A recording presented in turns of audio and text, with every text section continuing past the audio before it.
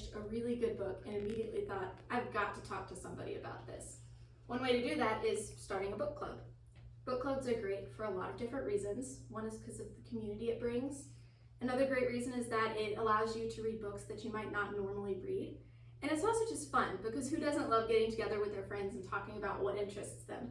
I, for one, have always wanted to start a book club. I just haven't gotten around to it yet.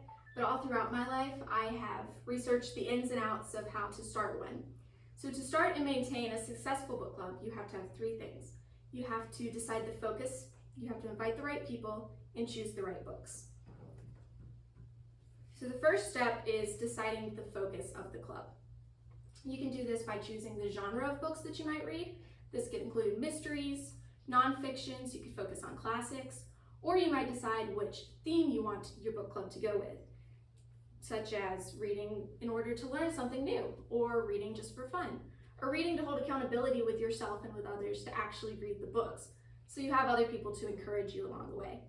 There's also some questions that you have to ask yourself before you ever start.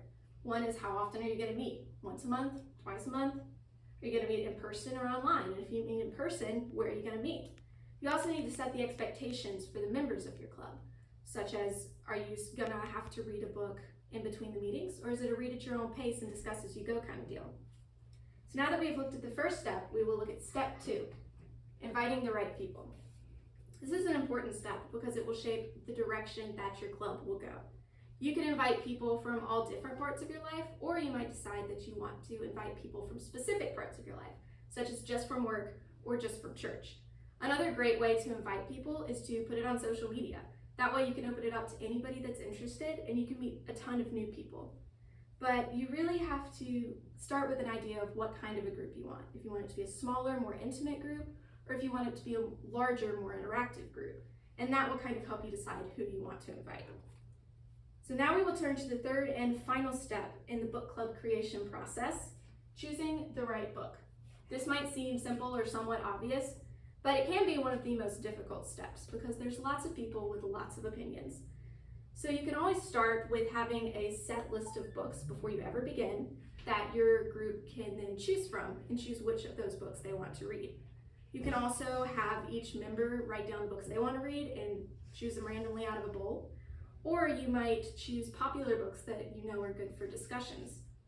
The goal is that everyone gets to read something they enjoy, but also that gets to read books that pull them outside their comfort zone a little bit.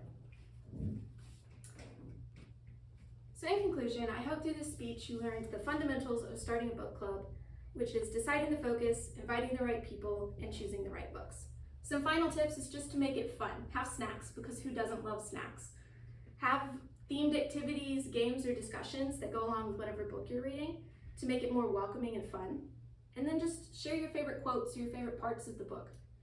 Starting a book club is about more than just the books. It's about making meaningful connections one chapter at a time. Thank you.